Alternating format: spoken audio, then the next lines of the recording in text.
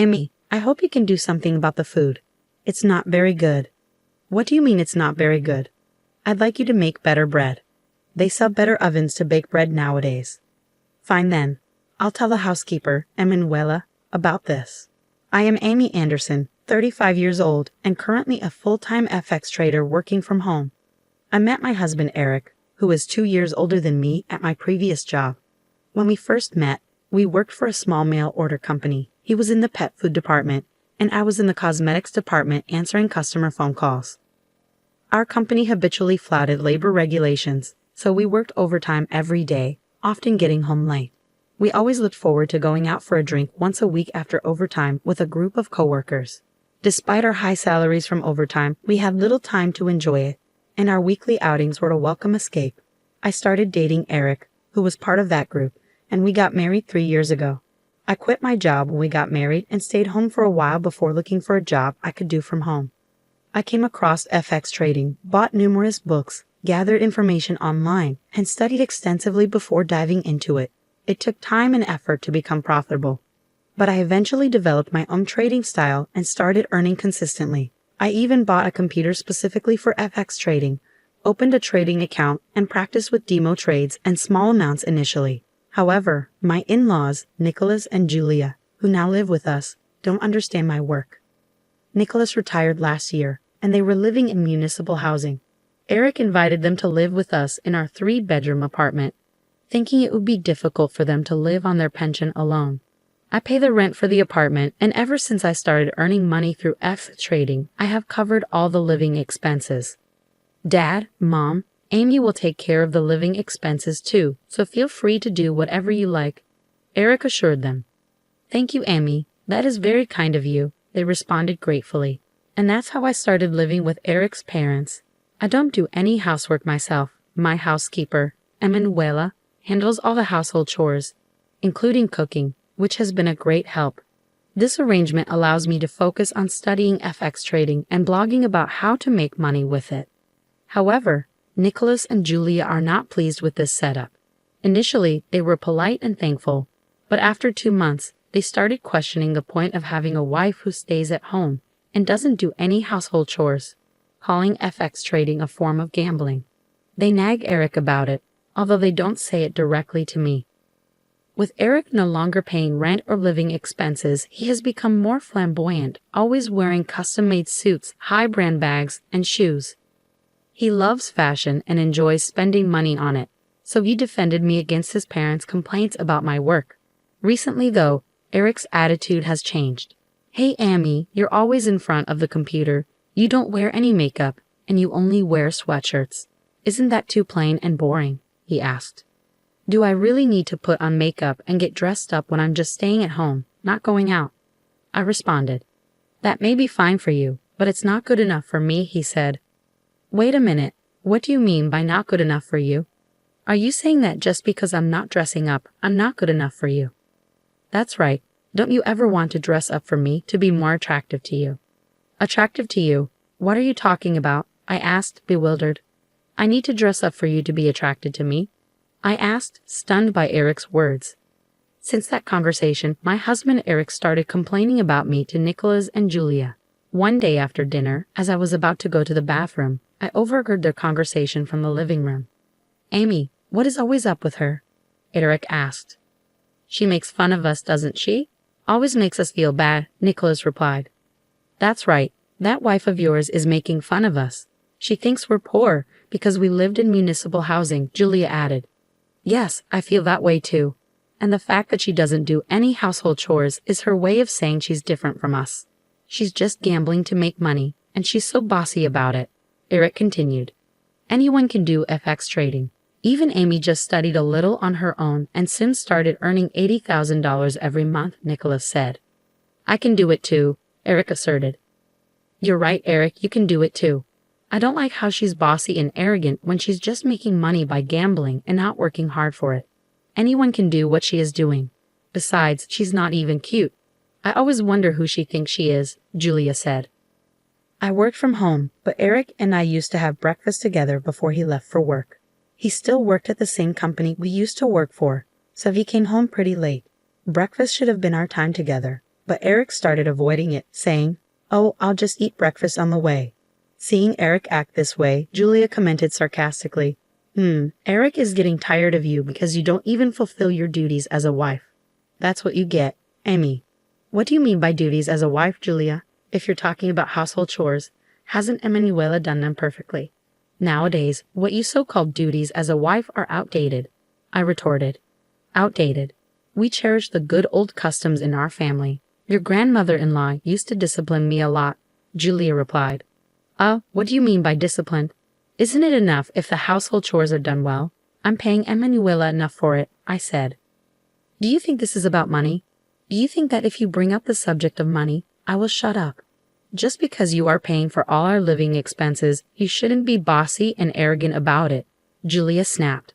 Despite her words, Julia seemed to enjoy socializing with her peers in the apartment building, buying expensive high-end brand bags with the money saved from not paying for their own living expenses. Nicholas, too, devoted his pension to his hobby of golf, purchasing new clubs and keeping a golf bag at the front door. I am the one who is covering and paying for the rent and all of their living expenses. What is up with these people? Even though I questioned their behavior and attitude towards me, my parents-in-law had nowhere else to live, so I just put up with them for now. About a month after Eric stopped eating breakfast with me, his number of business trips increased.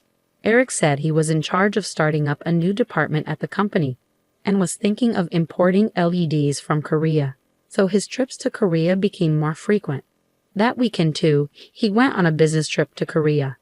Since my husband was away, I went out for dinner with Lily, a friend of mine from school, at a fancy Italian restaurant. I had been to this restaurant with Eric before, and there I saw Eric, who was supposed to be on a business trip to Korea. Lily and I were having lunch on the terrace, drinking wine and in a good mood when Lily said, "Hey, Amy, isn't that your husband Eric?"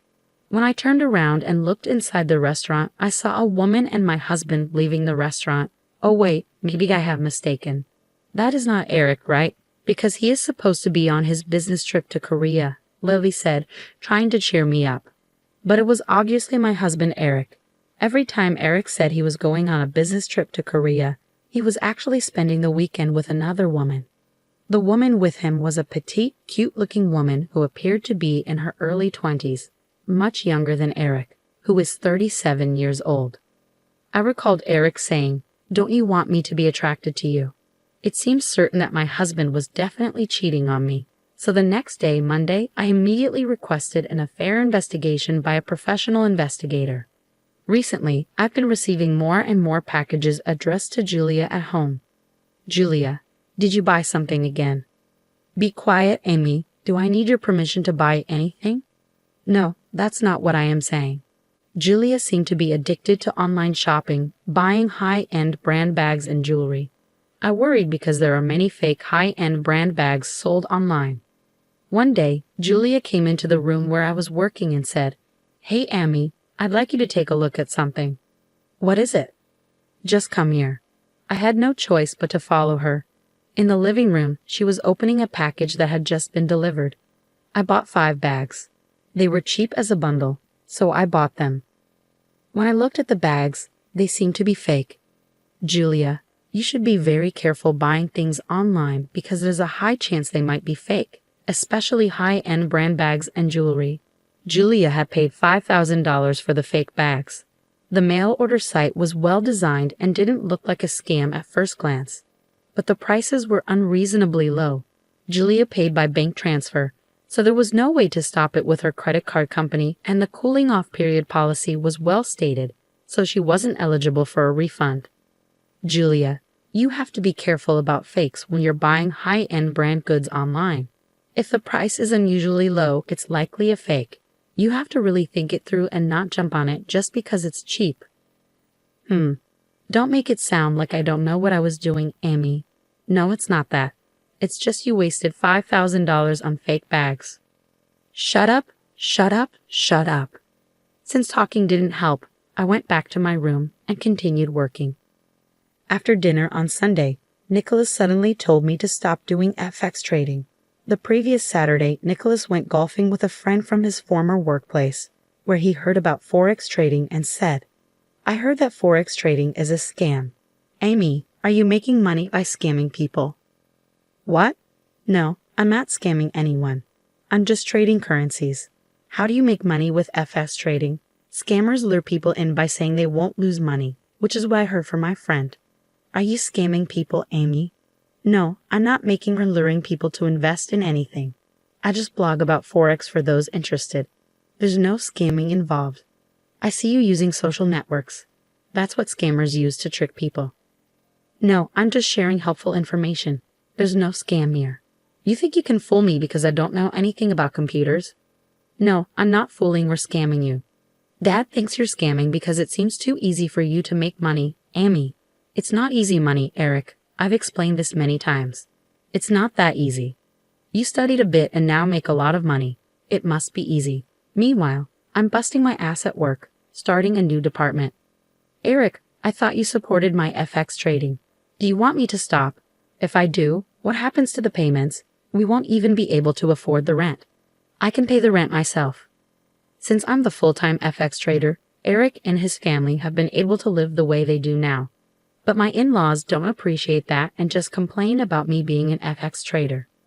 The next day, I received the results of the investigation regarding Eric's infidelity. He was definitely cheating on me with a 25-year-old woman, 12 years younger than him, who worked with him and had joined the company after I left.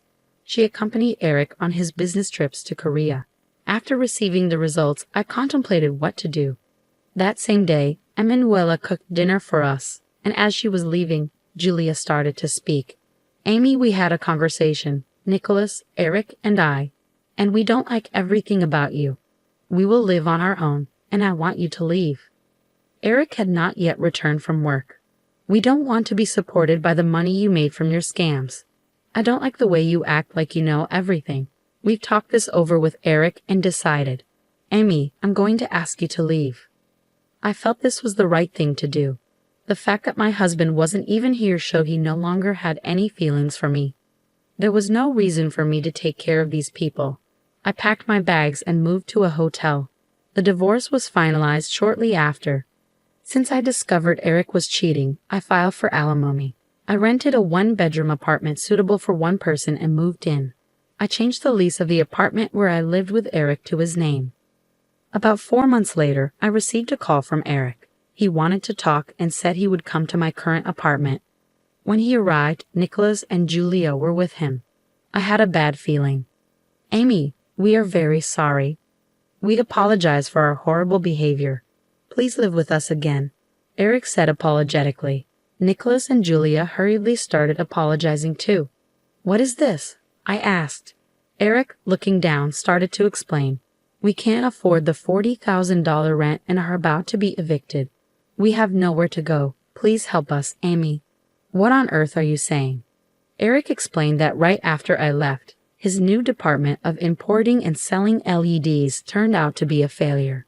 The Korean manufacturer delivered defective products, and Eric couldn't return them because he didn't understand the contract well.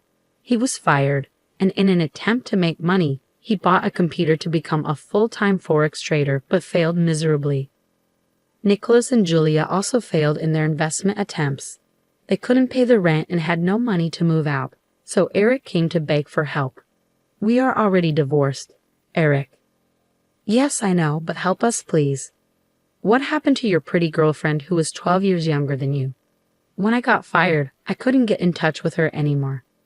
Yeah, why would someone stay with a guy who got fired from his job? Emmy, you're all I have left.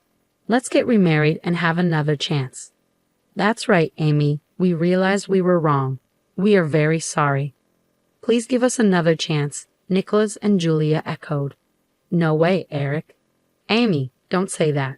I'm sorry. I'll never cheat on you again. That's right, Amy. Eric will never cheat on you again.